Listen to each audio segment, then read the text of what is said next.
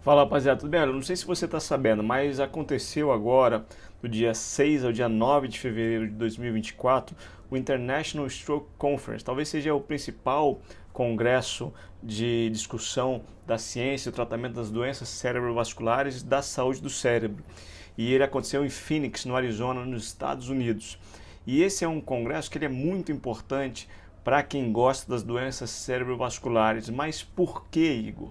Porque os principais trabalhos eles são apresentados no International Stroke Conference e depois disso ele é publicado, eles são publicados. Então é um congresso que traz sempre muita novidade para o mundo de quem gosta das doenças cerebrovasculares e, claro, do mundo da neuroradiologia intervencionista. Eu acho que esse congresso trouxe alguns trabalhos muito interessantes para a gente que trabalha na neuroradiointervenção.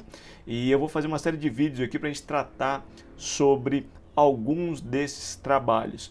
E eu queria começar essa série com um trabalho inicial, que é o trabalho do Resilient Extend, um trabalho brasileiro, 100% brasileiro, que foi realizado pelo grupo de estudo do Resilient, que já publicou o primeiro Resilient lá em 2020, e agora vem esse novo trabalho do Resilient Extend. É uma força-tarefa enorme para melhorar o atendimento dos pacientes com AVC no nosso país.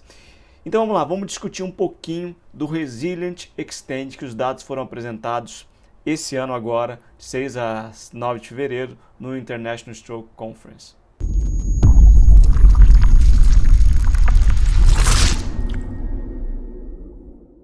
Primeira coisa importante que a gente precisa entender, o Resilient Extend é um novo trabalho dessa força-tarefa do Resilient, que faz os trabalhos aqui no Brasil.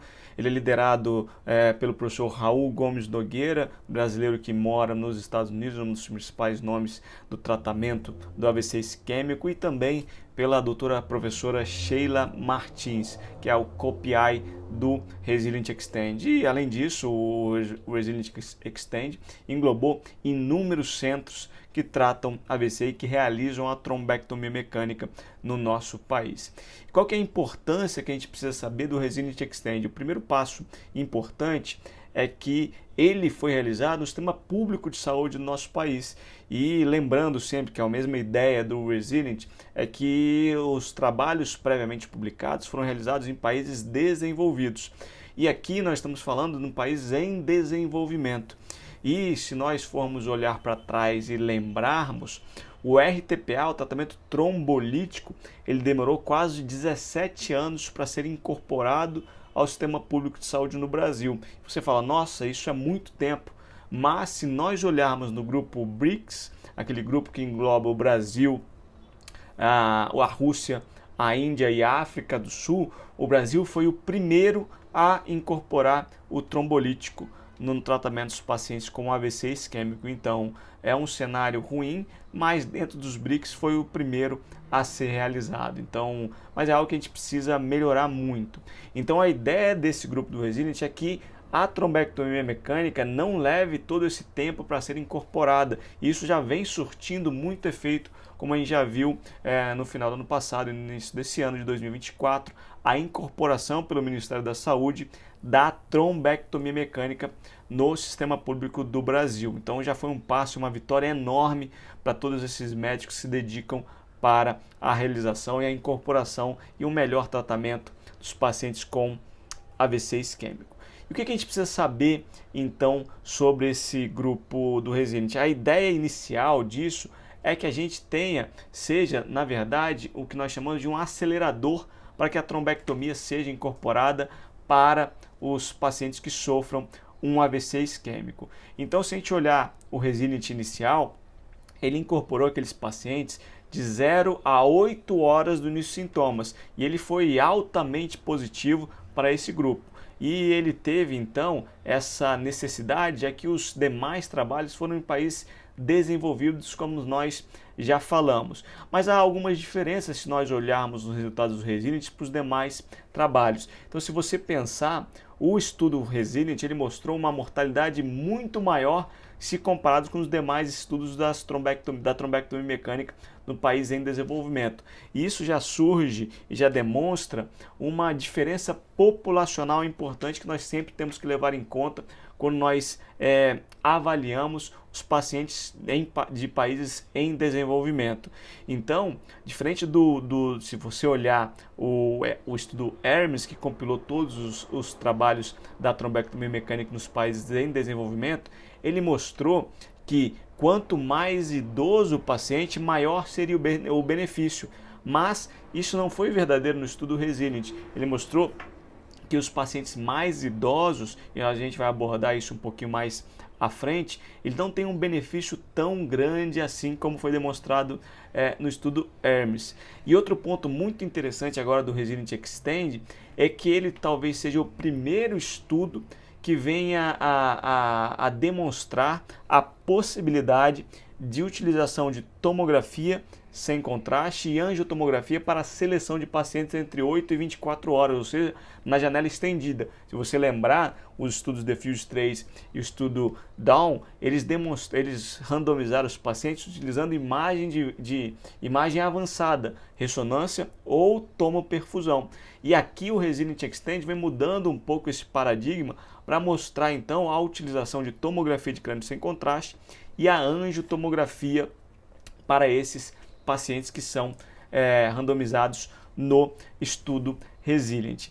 Então, um dado muito interessante que a gente aprendeu lá no estudo Resilient e trouxe para o Resilient Extend era tentar ajustar o déficit de idade, ou seja, aqueles pacientes com mais idade, com aspects, para tentar minimizar esse desfecho que é pior nos pacientes mais idosos no grupo do Resilient. Então, tiveram algumas formas de conseguir fazer isso para a gente conseguir minimizar esse efeito não tão bom quanto nos estudos anteriores. E a ideia inicial do Resilient Extend era randomizar 376 pacientes, mas na verdade randomizou 245 pacientes. Desses 245, 119 estiveram no grupo controle, 126 no grupo da trombectomia mecânica.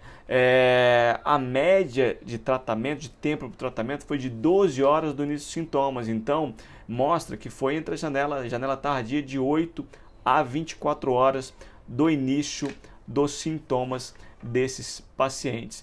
E demonstrou um benefício muito grande desses pacientes com a realização da trombectomia mecânica, um odds ratio de 2,6, ou seja, 26% dos pacientes que foram tratados com a trombectomia mecânica tiveram um ranking de 0 a 2. Se compararmos no grupo controle, esses foram os dados apresentados no International Stroke Conference, se comparar então com o grupo controle teve menos de 15% dos pacientes com um ranking de 0 a 2. Então, um grande benefício desses pacientes. E o que a gente pode tirar de algumas conclusões apresentadas pelos principais investigadores Raul Nogueira e Sheila Martins durante a International Stroke Conference? 2 pontos principais. Primeiro, nós estamos tratando de uma população muito mais vulnerável, essa população de países em desenvolvimento no sistema público de saúde, e por isso a gente vê um benefício não tão bom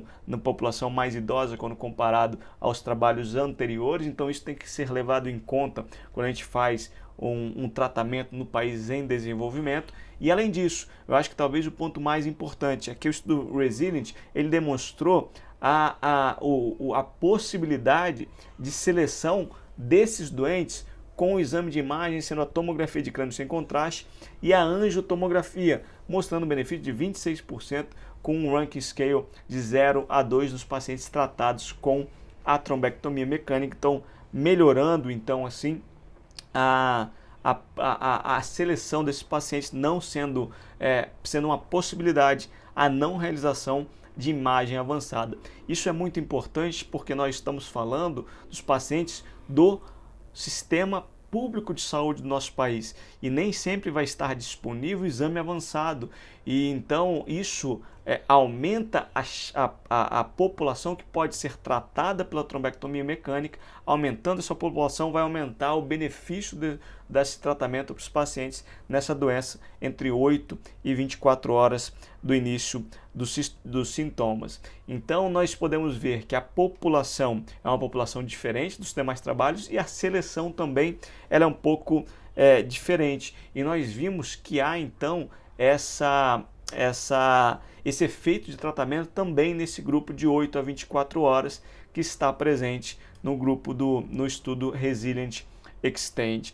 E se nós olharmos então e formos tentar separar o que o Resilient Extend coloca aí como a população mais idosa, são aqueles pacientes acima de 68 anos de idade, aqueles que talvez não se beneficiem tanto da trombectomia mecânica. E um ponto importante, se a gente for comparar os países em desenvolvimento e os países desenvolvidos, nós vemos que o AVC ele ocorre em pacientes mais jovens nos países em desenvolvimento e o desfecho às vezes não é tão bom, porque nós estamos falando de uma população muito mais vulnerável, que é a população que é tratada às vezes no sistema público de saúde.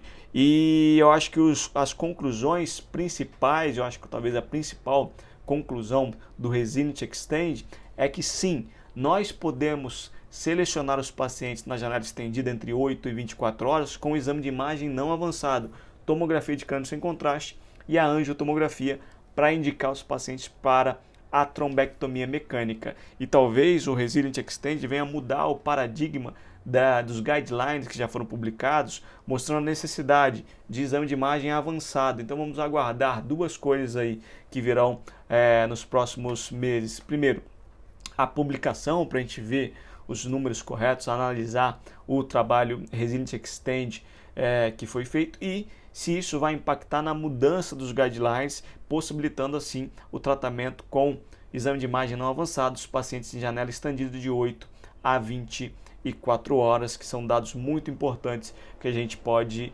ver. E um dado muito interessante que o professor Raul Nogueira comentou foi que hoje nós estamos com uma tendência, temos que tratar todos os pacientes, core isquêmico grande, aspects baixo, devem ser tratados, mas nós devemos pensar também que há uma variação populacional e isso deve ser levado em conta na hora da seleção dos doentes para o tratamento. Isso principalmente no país como o nosso, no Brasil, já que há uma população muito mais vulnerável quando nós falamos do sistema público de saúde. Isso reflete também na idade mais jovem e nesse benefício não tão demonstrado nos pacientes acima de 68 anos de idade. Estamos aí ansiosos para a publicação do Resilient Extend para avaliar também se haverá mudança nos guidelines para colocar que há a possibilidade sim da utilização de tomo e angiotomo. Outro estudo que já mostrou um pouco isso foi o Mr. Clean Late, mas ele usou a tomo